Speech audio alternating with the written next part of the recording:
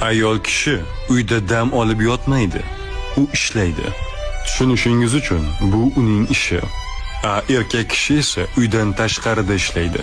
Agar siz uydan tashqarida ishlasangiz, dam olish uchun qayerga borasiz? Uyga. Agar siz uyda ishlasangiz, dam olish uchun qayerga borasiz? Uydan tashqariga. Ya'ni erkak ishlaydigan tarafda ayol kishi dam olishi kerak. Ayol kishi ishlaydigan joyda esa erkak dam olishi kerak. Shuning uchun ayolimga doim aytaman: dugonalaring bilan dam ol, birga qahva ich.